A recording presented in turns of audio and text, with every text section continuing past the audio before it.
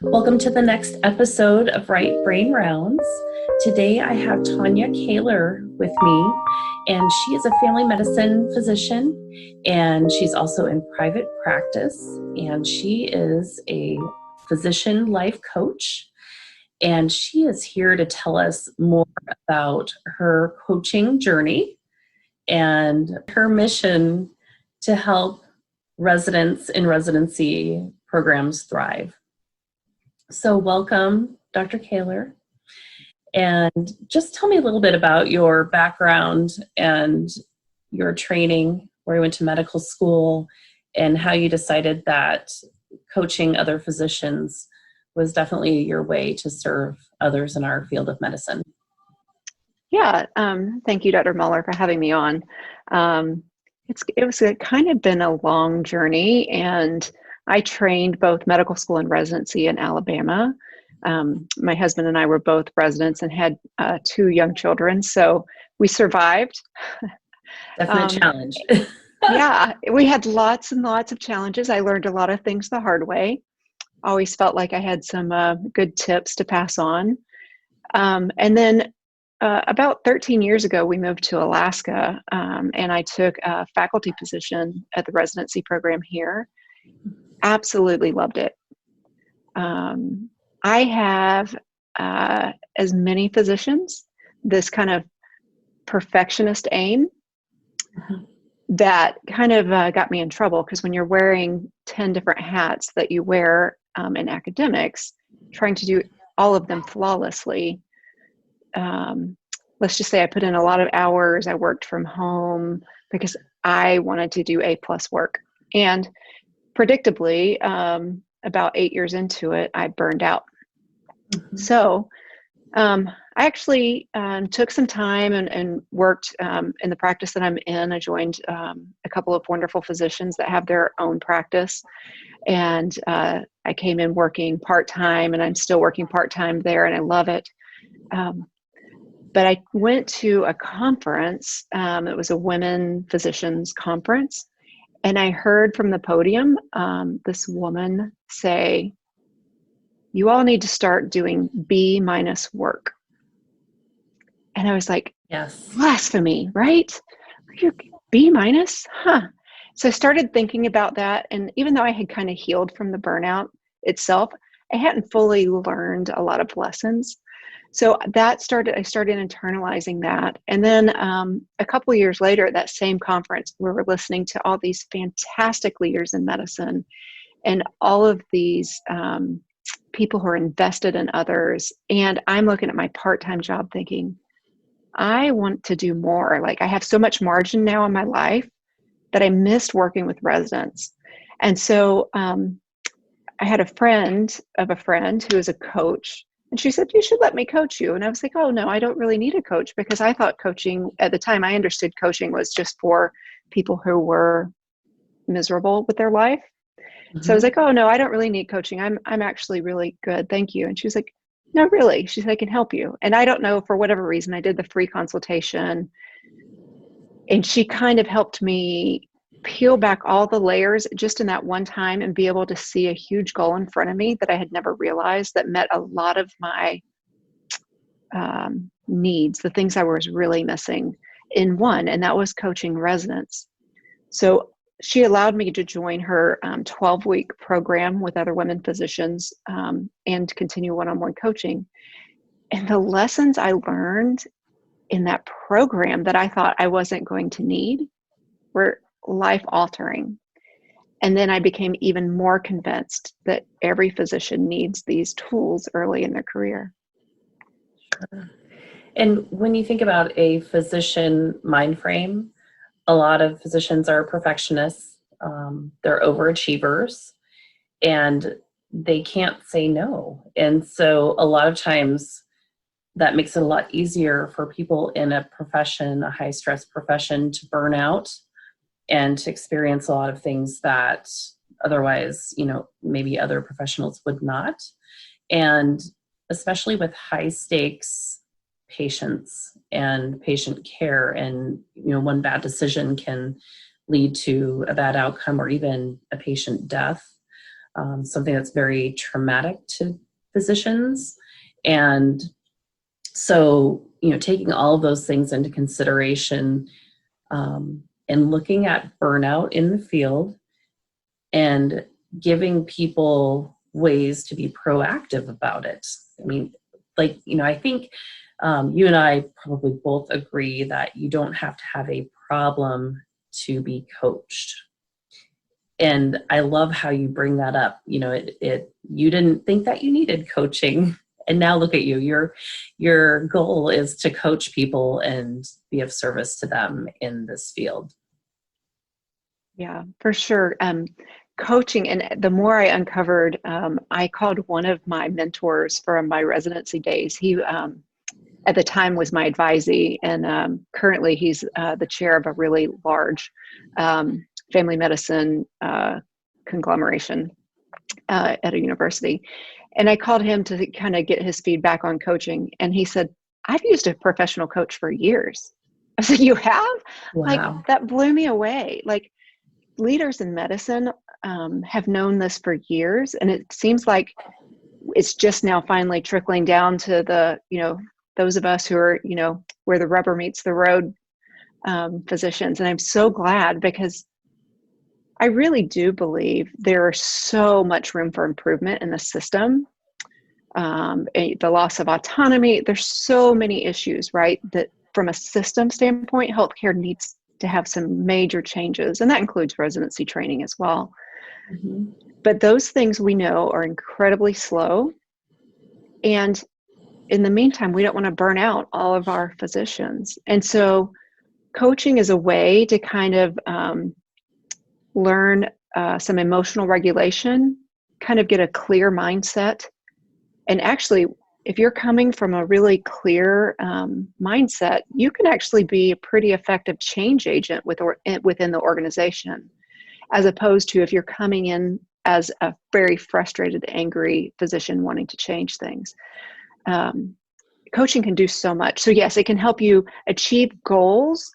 And if you already have been burning out or suffering with a lot of the common problems that we see among physicians, it can help get you, rediscovering your joy. And so. And speaking about rediscovering joy, I wanted to invite you to talk more about your new coaching business and tell me a little bit about that. Yeah, I appreciate that. So I founded Joy and Family Medicine Coaching Services. It is primarily for academics, mainly focused on family medicine residents. And so I am running my first pilot right now. My second pilot starts September 7th.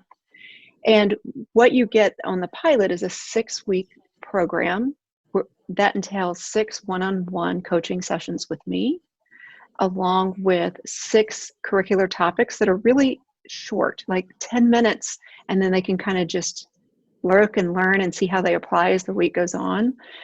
And in addition to that, the residents can be in touch with me via email in between sessions should things come up. So that is going on. And my pilots, I discounted both of them. And so this one in September is going to be the last one, is 75% discounted. So if you know any family medicine residents, now's the time to get in. That is awesome. And what, do you have a website? I do. It's joyandfamilymedicine.com. And on there, family medicine programs can find a link to set up a question and answer session with me.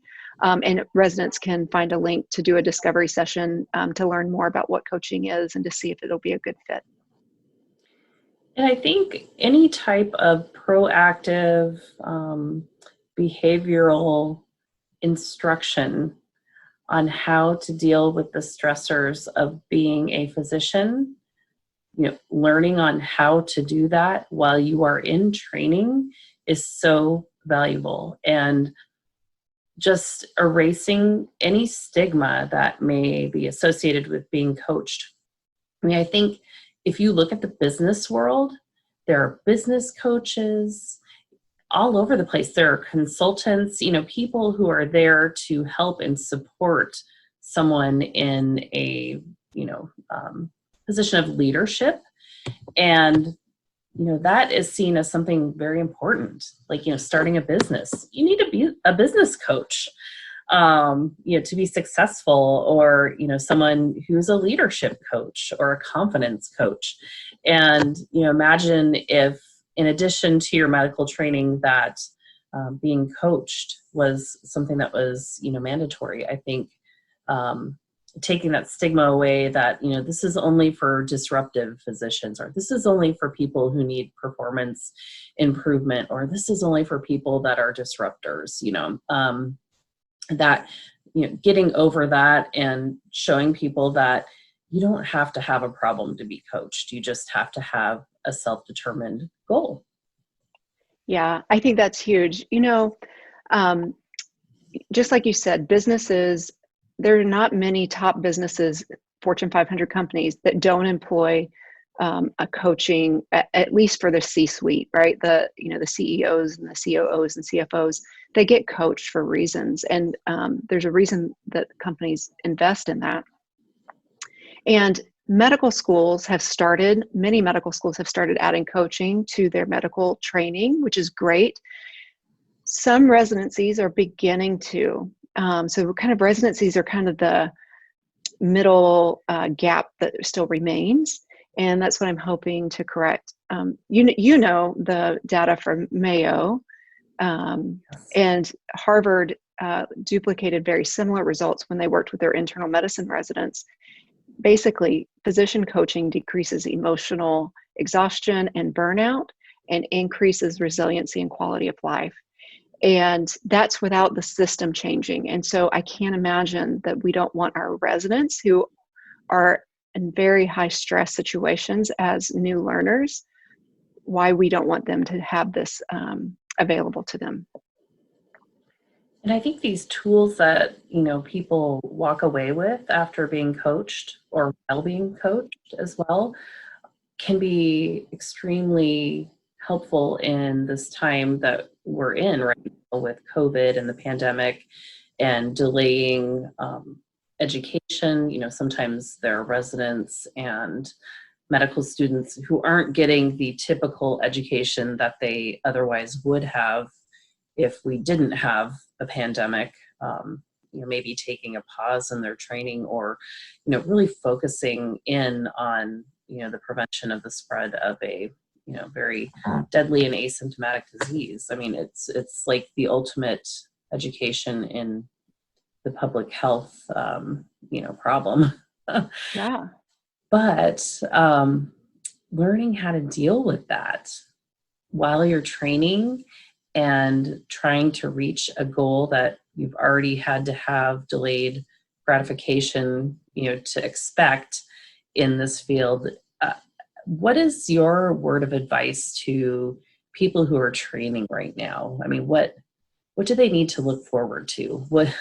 What is something that you would tell them? There are a few things. One is the way I see it is they are training in a most fascinating time. The things they are learning, from incident command centers to figuring out proper usage of PPE, to they're learning all of these triage skills.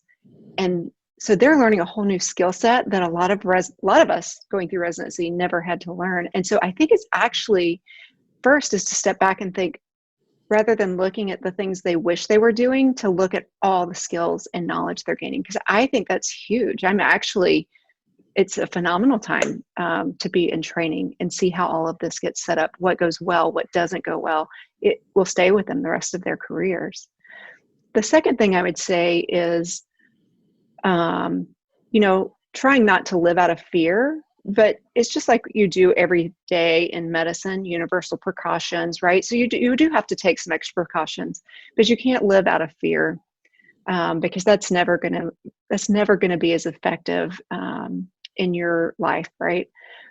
And the third thing is really when it's getting overwhelming, as we all know, when the information changes every week and patients are calling and they have this kind of just very unique situation that nobody's answered, and it's really easy to get fatigued and overwhelmed.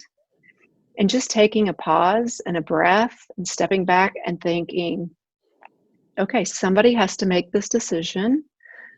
I'm going to make the best decision I can. And if you feel like you need help, that's what's so great about medicine right now is so many of us are more connected um, uh, electronically, that we have like a host of resources that we can pull from.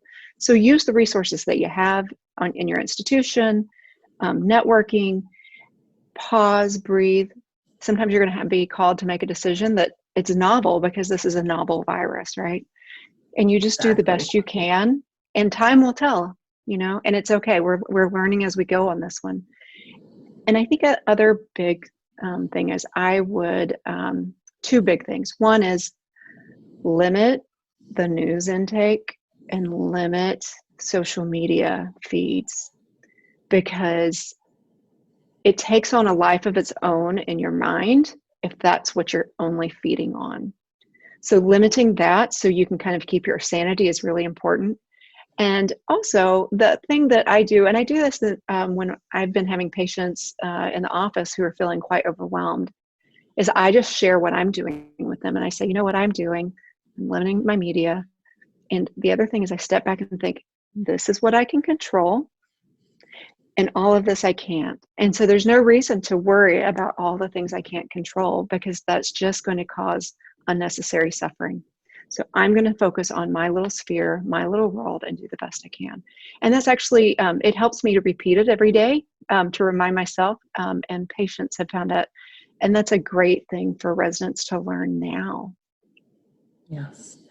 They can be in so many different situations where they're thrown new, clinical cases and different ways to deal with things with different attendings, and not knowing the quote unquote right way to, go into this. I mean, we're just learning things every day about this. And one thing I am curious to know is, what is your escape from all of this, from medicine, from COVID fatigue? What do you do for yourself in your life that you feel kind of brings you back to like maybe a meditative state or a time to think, journal, anything like that? What do you do? I have a few things that I employ. One is relationally. Even though I'm kind of on that border between introvert and extrovert, with my close relationships, I just do better, especially with my husband, just to refocus, just spending some time. My faith is also very important and empowering to me, and exercise.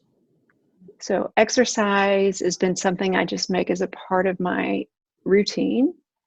And it's actually really rejuvenating to me. The 10 minutes I'm thinking I have to get on the treadmill or I have to, get on the bike, I may not be thinking it's going to be rejuvenating, but what I know is it really is. So I just get over that 10 minutes of myself and get on with it. But I think those are some key things that I do. And I think even in my interactions with you, as one coach to another, you have been so motivating to me in different ways by posting every day. We have an Alaska physician women page on Facebook, and you posted, how can we get ourselves motivated and get towards a fitness or health goal? And every day you had, people posting about what they did. And how they planned and the food intake that they had. And it was just an excellent thing to do. And that was during the month of May. So I just wanted to say that you were very inspiring and motivating. That was so much fun for me to do. And just having the accountability that I knew that I'm posting, what did you guys do today? That meant I needed to make sure I did something that day. Right. And then just to see all the women physicians around Alaska and all the different things they were doing. And man, we have some hardcore, like Alaskan women out there. And We do. And it was fun to see, people who aren't super active on social media, to see some of them posting. And I think just having some positivity in the middle of the social media page is so inspiring. I think we're going to try to do that again in October. Oh, that will be excellent. I Yeah. definitely want to join. Yeah. You know, one other thing I thought about earlier when you were talking about during this time of COVID, there are residency programs right now that, for a multitude of reasons that you can probably imagine, have residents that are on a quote non-contact time. And this would be a perfect thing for them to do. This is a great activity, the 6-week activity, because it is not only going to help that resident when they're trying to find activities for them to do that's non-contact, non-patient contact related, but it also, they're going to see the benefit in their own program as that resident kind of trickles out the things they're learning and becomes a positive contributor within the program. And I think coaching as well, if you're a resident in a program, I mean, you can talk to your other residents about struggles that you have. You can talk to your mentor or, someone that's been assigned to, kind of be your attending leader. But knowing that it's confidential and peer-to-peer, I think that's been something when I've been coaching people or talking to others that really lets it kind of all come out. The things that they're concerned about, the different difficulties that they may face in achieving a goal that they've set for themselves, and may not even realize it. And, through coaching also maybe being able to give and receive feedback in different ways by learning a little bit more about emotional intelligence. And, in this world where you were talking about social media, talking with people, interacting with people all day, I mean, it can be very tiring, but also rewarding, and to look at the positives of, like you just really put a positive spin on COVID. I mean, what a wonderful time to be learning and to be in a residency when we're trying to figure these things out, Whereas some people might say, you know what, wow, I'm done with medicine. I know, and it's been such a stressful time, and I know there are people who have faced so many hardships, and I get it. But I would say before you leave medicine, hire a coach. There are a lot of physician coaches Yes. out there that can walk this with you and make sure that you're making the decision not as a reaction, but that you're being true to who you really are when you make that decision. That clear mindset is such an important piece when you're making large decisions. You mentioned the non-evaluator piece of my program, and thank you for pointing that out. That's a huge benefit for me, being somebody outside of the residency program. I'm not going to be their supervisor on inpatient service tomorrow. I'm not going to be the one advocating between them and my colleague next week. And I'm not the one doing their assessments at the end of the rotation. So I'm safe, and it's completely confidential. So I think that piece is huge. I actually have had 2 of my former advisees that after graduating went on to get coaching. And then when they found out I was coaching, we've had some good discussions. And one of them, I posed the question, do you think it would be different had I had the coaching skill set when you were my resident? And she was very frank. And she said, honestly, not really, because I trusted you and I loved you and I knew you had good advice. She said, but there were things I would have never told you because you are my direct supervisor and evaluator. So it's like, oh, so it was really good feedback for me. And I just offer that to programs that don't have, big pockets to hire a full team of coaches, that for those residents, whether they're struggling silently or overtly, or even if they're just ready to reach their full potential, I can be that person in a safe space. Exactly. And I mean, it is not counseling. It's not therapy. It's not even really mentoring. It is confidential. And I mean, I kind of think people think it's more of a safe space, like you were saying, that, you know, they can talk about a conflict that maybe they perceive they're having with one of their attendings without fearing retaliation, or a co-resident, or, you know, someone that, you know, they're working with directly that may have some control over either them passing a rotation, or, you know, getting a good evaluation, or being recommended for a, you know, future position, anything like that. And, you know, the fear of not being retaliated against is, you know, something that I think allows people to speak more freely and put those feelings out there that a coach can help, you know, rein in, but also help that person reframe their thoughts and actions, you know, to different situations. Yeah. And as you've seen with your clients, because you coach physicians as well, just having somebody, because you and I and most of the coaches that I know see the physicians that we're coaching as whole, capable, and resourceful. We don't look at them as broken, right? We know they have the answers for themselves within them. We have no agenda. Like, we're just helping them unpeel, and as an unbiased coach, unpeel the layers, clarify, identify some limiting beliefs, and help them with some goal setting. And it's actually just amazing. It's amazing to me. We actually should be teaching these things to our children. Like, I think, oh, wow. Well, I could have done that a lot differently. My kids are grown now, but yeah, I just, I think that piece of the confidentiality that you offer and I offer and coaches offer, and it's not therapy. So it's not us trying to show them where they're wrong or what they need to do. We're not giving advice, and we're not asking them to emulate us. That's what a mentor is, right? Somebody that you want to emulate. We're just helping them be their best selves. Exactly.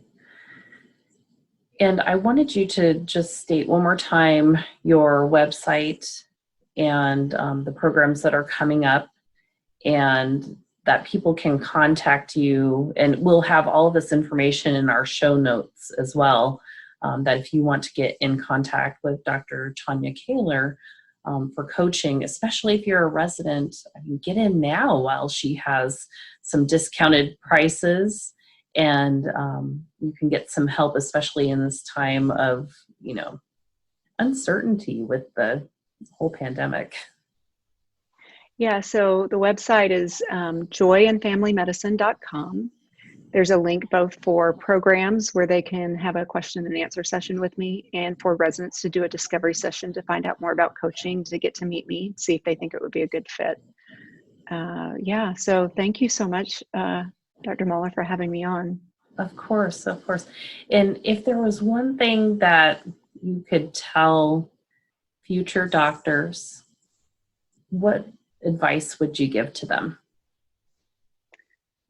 Ooh, I'll boil down to one. Let's see. I think trust your gut, that you're exactly where you're supposed to be.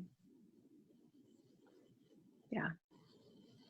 That's awesome. You know, people just need that reassurance too, and to know that medicine isn't always about evidence-based, you know, practices, and that you do need to trust your gut in a lot of situations as well. Yeah, for sure. Well, thank you, Dr. Caylor. And if you want to hear more about coaching, we'll have another Right Brain Rounds interview where I talk about the Self-Compassion Project for Women in Medicine. Until the next time.